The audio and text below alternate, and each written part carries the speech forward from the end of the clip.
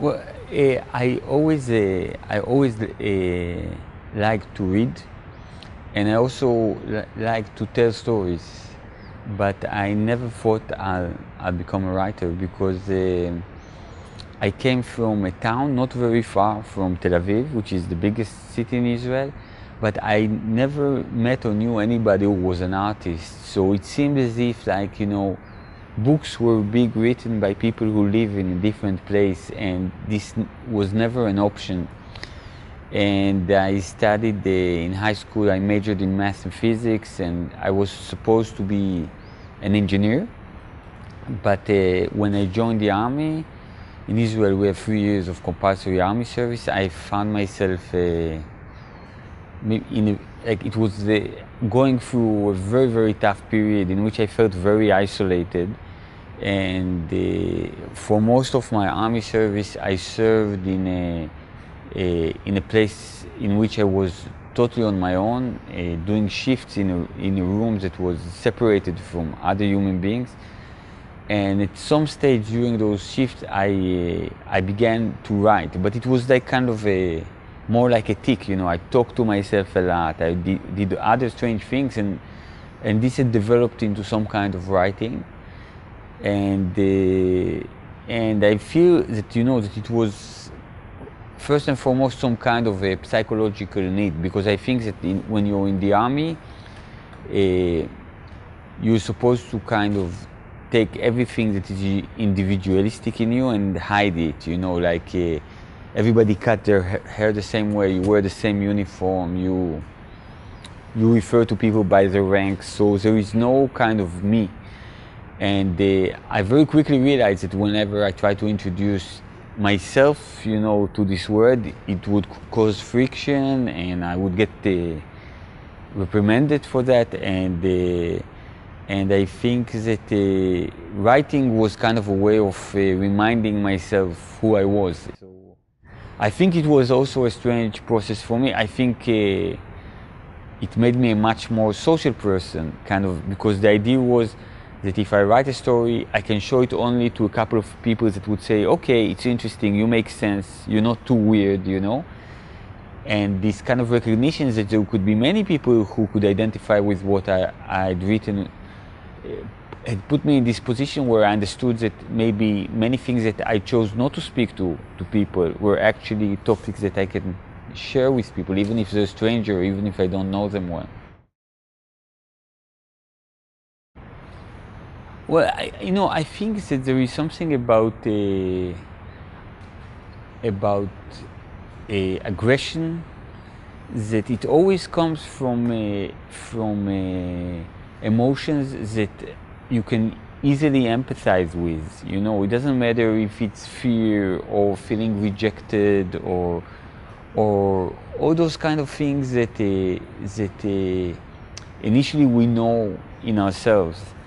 And I live in a region in which all the time there is constant violence and aggression, and I find myself so many times talking to people who want revenge, but when you talk to them long enough, you just realize that they want to cry, or they want to lament for something they have lost, or they want to feel safe. And I really feel that many times we have this tendency to kind of exclude aggression or put it in an exterior place, saying this is what bad people do. And I really feel that it's very difficult to heal a society if you treat this way. If you treat it this way, you basically kind of develop a dialogue that it's all about being wronged and taking revenge on being wronged. I think that the ability sometimes to see something that is not right and you don't accept it, but at the same time recognize where it's coming from and recognize those places in yourself is something that is necessary to solve a conflict. And I must say that, as a child, I grew up in a neighborhood where sometimes there would be a lot of violence. And, and I got beaten and I was sent to hospital, they hit me on here with a brick, they broke my nose, I was also violent to other people, and there was something about it that whenever somebody was aggressive to you, like, you know, hurt you, it's not that you forgot all about it, but at the same time you were able to kind of accept it. So the same guy who sent you to hospital would be a guy that, you know, 3 months later would ask you to come to his birthday or would offer you half of his sandwich. And I'm not kind of a give the other cheek kind of guy, but I'm also afraid of this automatic reactions at the moment that you're being wronged. Then you have this kind of a holy rage, you know, that justifies this kind of position where there is no way of repenting. You know, there is the human core that's been ripped. And I think that the violence in the Middle East always goes in cycles, you know. And there is something about those cycles that you say, if by acting the way that we do, we seem to be unable to solve it or to improve it, then maybe there should be another way, you know. And this other way may not seem sometimes manly or may not seem intimidating enough, you know. But at the same time, from my own biography, I saw it as a kid working. I saw it like I saw people who were violent with me, and I was able to forgive them, and they actually felt bad about what they did, and we were able to reach a different stage.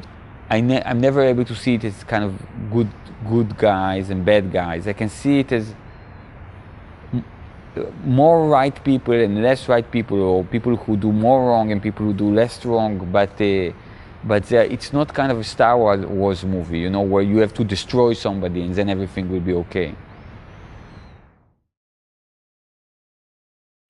I use a lot of fantasy in my story, but I think that when I write a story, I never say, oh, now comes the fantasy part, you know, oh, now something that is not impossible according to physics is going to happen. I think that there is all kinds of arcs, you know, the arc of the story or some kind of an arc of character development, and basically when they reach some place in the story or some point, there is something that should happen. And when I kind of go on the right path, I never ask myself if what I'm doing now is fantastical or if it's realistic. I just ask myself if I kind of experience it as authentic. And many times I think that the fantastical experiences are not less authentic, or many times even more authentic than the realistic one. And I think that the great thing about fiction is that when you choose your loyalty, you don't really have to first and foremost be loyal to the laws of physics or to rationality, but you can be loyal to something that can be much more subjective and emotional. You know, I think that when I was a kid, I remember I had this experience where I would wake up at night and I would go, I don't know, to the restroom or something, and I would see a coat on a coat hanger with a hat, and it would look like a man, and it would scare me. So there was something about this fear, that the fear was real, although objectively there was no reason for that fear. So in my story, you know, when this guy would wake up at night, there could be somebody who would enter this room even if physically it's impossible, because the story goes with your emotional world, you know, and I think that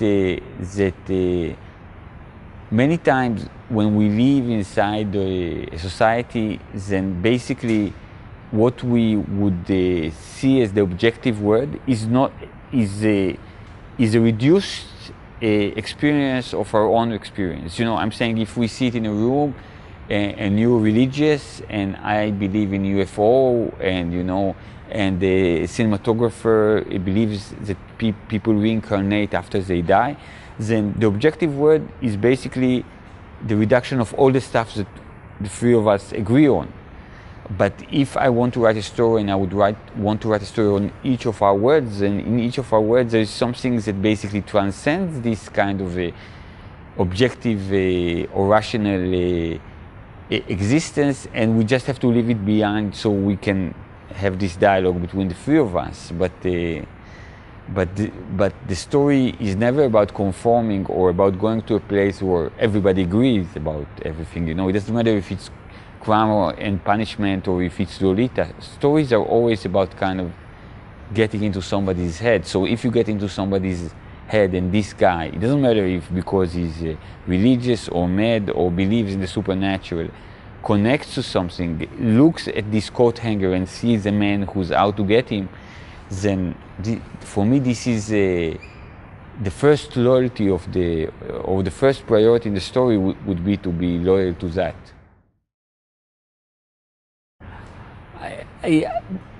Well, the truth is that whenever I would write a story, I would always kind of imagine it. You know, I would always have those images in my mind, but there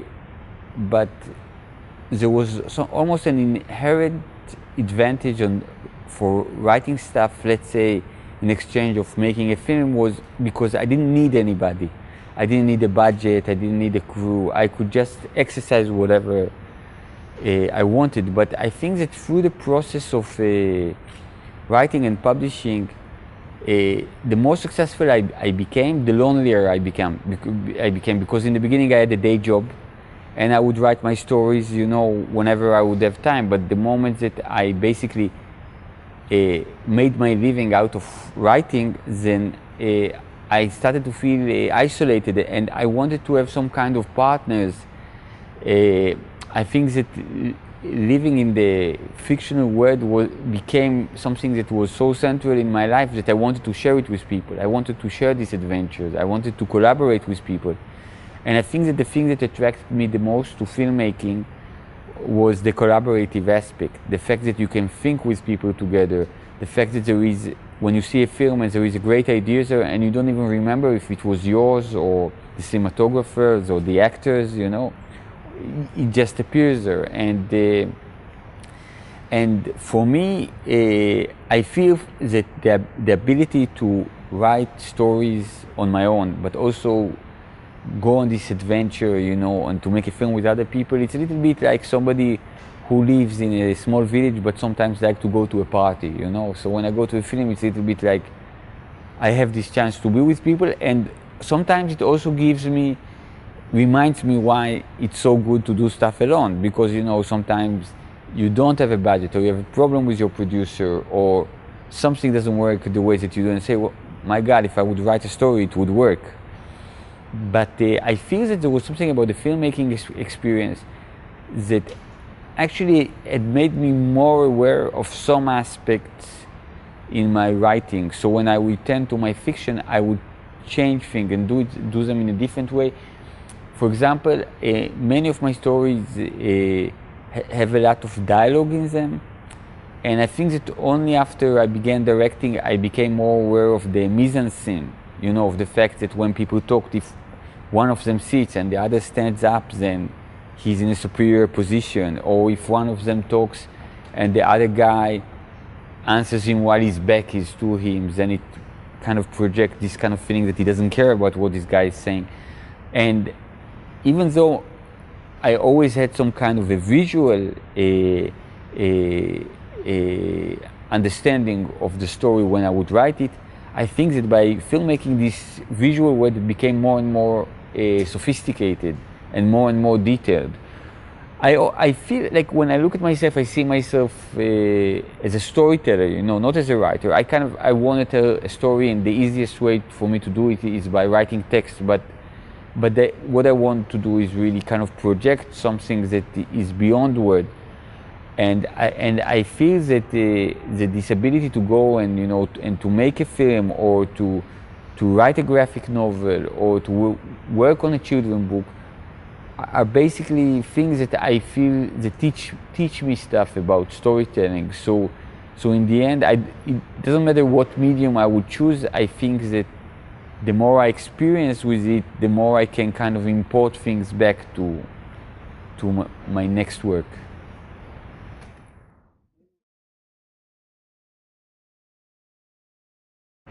I use a lot of nonsense or nonsense aspects in my writing, but I think that that when I do that, I don't do it to insinuate that nothing is important or that nothing makes sense. I actually feel that many times we live inside some kind of a frame, and this frame is something that we're so used to it that it loses its authentic power. We're just kind of moving by some force of inertia, you know. So I think that that many times when we create something that is nonsense, the reaction of the reader of saying, no, it's not this way, or whoa, this doesn't make sense, or this doesn't make sense and it's funny, it actually allows the reader to see reality from another angle. You know, I can give an example. You know, let's say I write a sketch, and in the sketch there is a guy who goes to a therapist, and he says to the therapist, you know what, I'm a rich guy, I can pay you a lot, but I have a few problems. I got anger attacks, I pee in my bed, and I sometimes curse my wife, and in Christmas her family is coming, so in 2 months I can give you a lot of money, but can you guarantee I'll be okay by Christmas? You know? And the guy will say, you know, it's a question of treatment. So he said, listen, there is a Freudian guy across the street, he says he can do it in 3 weeks, you know? He can fix me really good. And you know, and there is a Jungian guy, you know, that he can say take him 4 weeks, and not only that, but also I will not be afraid of heights. So you tell me, you can make me an offer or I'm out of here. So if I do this, this is nonsense. But this nonsense actually floats the fact that we go to therapy, sometimes for years, and nobody guarantees to us that we'll get better, and we're not even sure that we're getting better. So by saying something that is kind of utterly ridiculous, it's actually a way to say something about reality. As a writer who lives in a region, you know, full of wars and full of injustice, then you have some need to comment. And you know, and I think that with me this need usually is being fulfilled when I write political commentary. But I don't see anything artistic in political commentary, because I think that there is something very pragmatic about a political view. You know, in the end, when you write a political essay, you say to people, you shouldn't do this, you should do that. It's something that when I do it, I do it for a pragmatic effect. You know, it's like writing a political commentary is like I see people beating up a guy in the street, and I write the text so they stop beating him. I don't try to capture the ambiguity and infinite complexity of being a human being. I just want to stop it. So I think that when politics can be found in my fiction, there is never a hidden intention behind it. Like, you know, I will not write a story against racism, or I will not write a story denouncing raping women, you know, because this is not what art is for. You know, I think that I can write a story that will take some kind of a fragments of a political reality and try to take them outside of some kind of who's right, who's wrong scope of a CNN debate, and kind of reintroduce them to life. You know, I think that politics, the way it appears in my stories, basically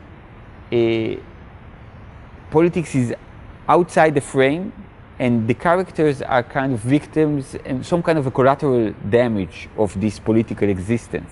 You know, they don't so much participate in it or express their opinion. They are just kind of people who got thrown to different position or different angle because of what this politics had caused them. But again, you know, I think that in the end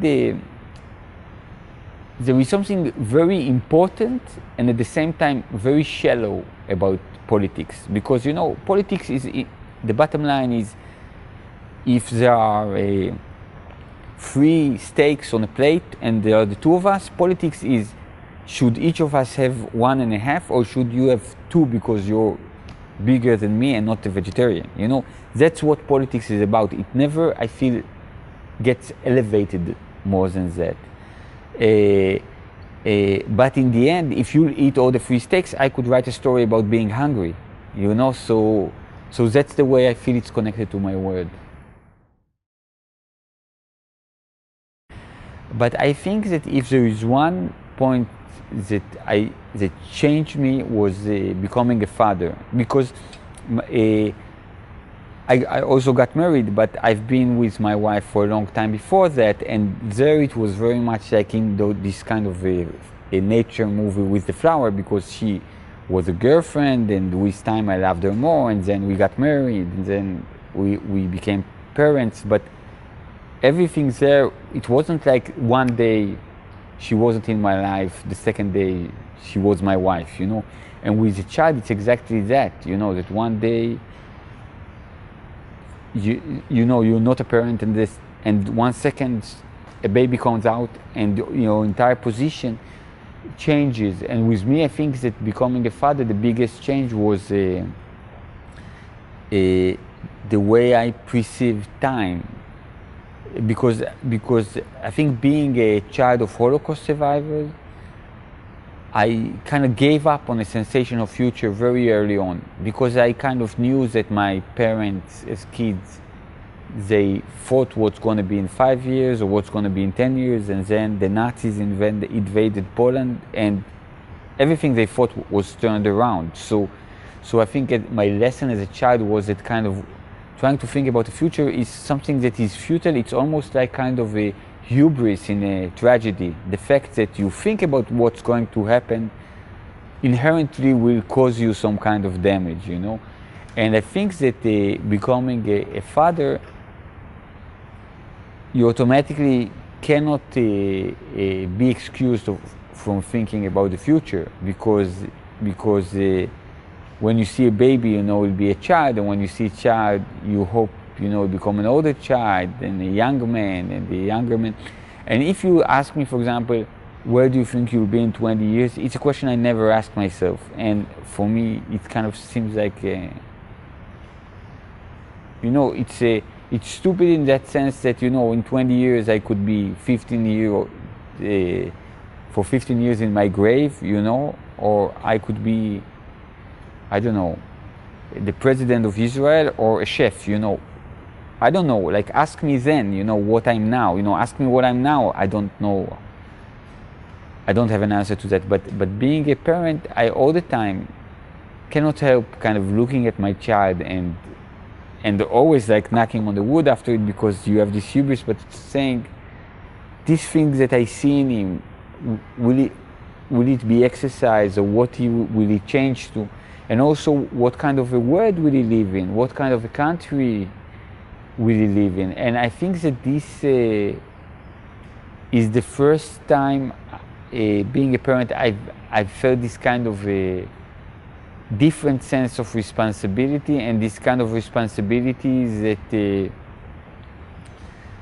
that imposes on you on kind of speculating and hoping and fearing, which I must say, you know, as a young person, it was great fun not to have to take this burden. And I think that this is something that appears in my story, in my stories, in my newer stories, as well as some kind of a consistent and failing attempt to reconcile with life. I think that also when you're a parent, it's like, you know, it's when you drive in a car and somebody kind of cuts you, you know, then you say, hey, asshole, how do you drive? Fuck you, you know, who gave you a license? But when you go on a car with your kid and somebody cuts you, you know that your kid is there, you know you're being perceived, you know that you're telling him something about life, and you don't have this freedom to kind of ventilate all your negative and pessimistic energies. You very very quickly understand. You know, Jim Henson, who did the Muppet Show, he once said children don't learn what you teach them, they learn who you are. So I think in a very young age I realized with my son that the only way I can kind of promote what I see as some kind of positive values is basically to try and be a better person, you know. And I think that there is something that I can see in my stories that if at some stage in my stories I would want to go on a tantrum or break things or say fuck you and leave, you know, now there is this kind of attempt saying maybe I can fix it, you know, maybe I can have a more positive view about it, because this is the view that I would want my child to have. Sometimes when I travel, you know, to places where people know very little about Israel, they use the term Israel and Jewish as if they're synonymous. You know, for them being an Israeli and a Jew, it's like the same thing. But I actually feel that in many senses they're almost opposite. Not because there aren't that many Jews in Israel, just because the diaspora Jewish, let's say, image or way of thought and the Israeli one are almost opposite. And this is not by mistake. I think this is premeditated. You know, when Theodor Herzl wrote this book called Alt Neuland, in which he envisioned in some kind of speculative fiction novel the Jews coming from the diaspora to Israel, he really believed that there will be something about those Jews who will come to Israel, that they'll be cured from their Jewishness. And basically the idea of this Jewishness would be, let's say, cosmopolitan thoughts,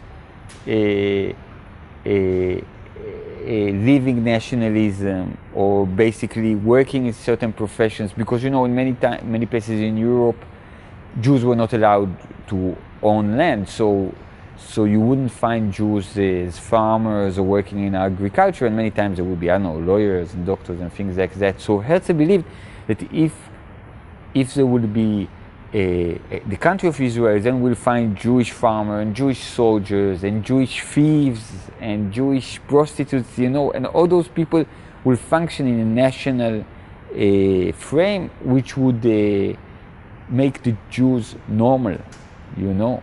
And I feel that let's say when I look at the diaspora Jewish community, it was always a community that was led by a spiritual leader. You know, it was a rabbi or a thinker, you know, not a very pragmatic person, usually more of a philosopher.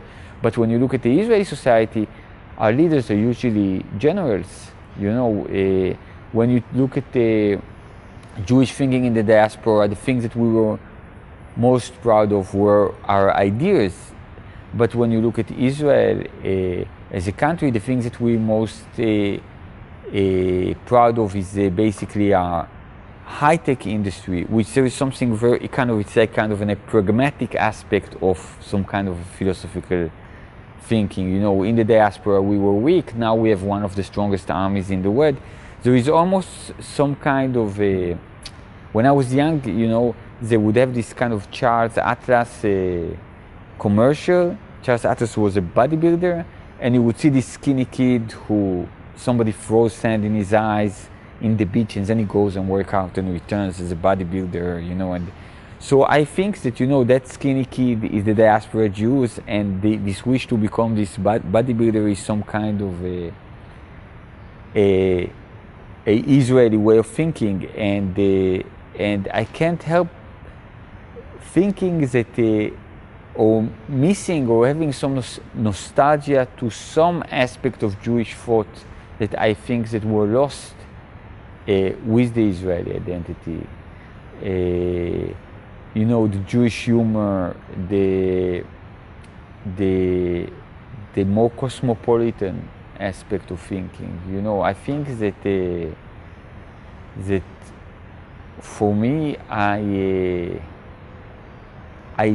I see a lot of beautiful and unique things in the Jewish identity, and the state of Israel is a country that I have some political problem with the government. I have some things that I like. I'm happy that this country develops and evolves, but in the end, it's in a sense just another country.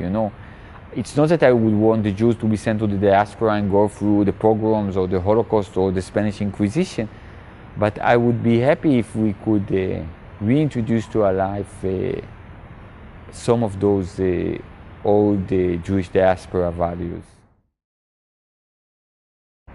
Well, as I said before, when I started writing my stories, I would print out 3 copies and give it, to my 2 best friends and to my brother. And the reason that I didn't print 4 or 5 copies was that I authentically believed that, that a person who doesn't know me personally well, who does not know my biography, will not be able to connect to what I wrote. And the idea is that those stories were read by people I didn't know in Israel, and they would still communicate with them, was kind of a great surprise, and even I would say such a big surprise that after that, when people in other countries read the stories too and communicated with them, it was even a smaller surprise, because for me it was the idea that I initially thought that I can write only to people who know me, and if I don't know me, you won't be able to get it. But having said that, when I travel around the world and and I have a story, the bus driver wanted to be God, and I can go to Taiwan or to Norway, and people would say to me, did you write it about the number 5 line bus driver in Oslo, or about the guy who drives the bus in Taipei, the guy with the mustache? Then there is something about it that I cannot take credit for it. But the only thing I can learn from it is that I guess the way that people think and live around the world is very, very similar. And I think that there is something about me that that I tend to be interested in very specific things, and sometimes I don't remember or recollect or give any importance to things that other people do. For example, I never remember people's names, because there is something for me very arbitrary about names of people. You don't choose the name for yourself. It's usually a name of some grandparents who had died or something, But for example, I can remember very specific things or actions that people had done even like 25 or 28 years ago, and it's really, really funny, because I can meet somebody who was my student and he say to me, do you remember me? And I say yes. He says, what's my name? I don't remember it, but what I remember? I remember that there was this girl in class that she read this story and she said it was feminist, and you got up and you shouted at her in the middle of class, because for me this is what defines you.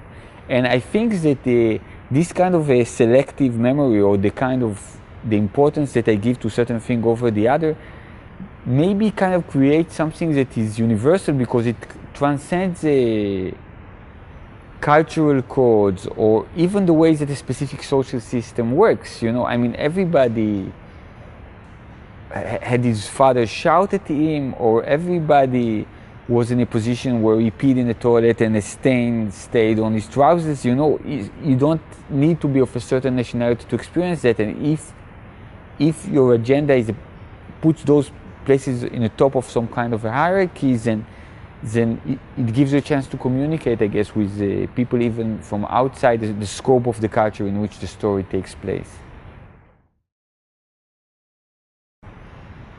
I really think that there is something about humor, that it's this one thing that I cannot imagine myself living or surviving without it.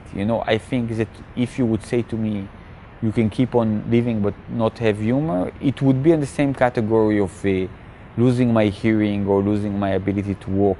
I think it's something that without it, it would be almost impossible to survive or to live a life worth living. I think that I think that there is something about humor that, for me, it's a coping mechanism. You know, more than anything, it's like when my son was younger, one day he said to me, "Dad, can you do me a favor?" And I said to him, "Yes." And he said, "Be funny." And I said, "I can't just be funny." So he said, "What do you need for you to become funny?" I said, "I need that something will go wrong." You know, and I think that there is something about being funny, that it's many times this kind of place where you use humor basically to acknowledge the fact that you've been wrong, or to deal with some anxieties that you have, or to kind of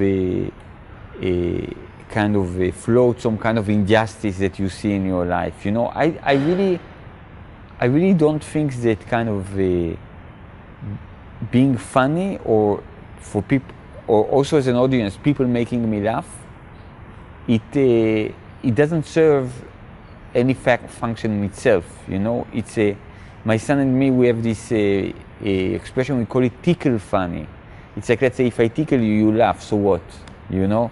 So the idea is that humor always needs to be a kind of a side effect of some other unresolved emotion. It's something that you really cannot contain or complete, but only through humor it has some kind of a frame.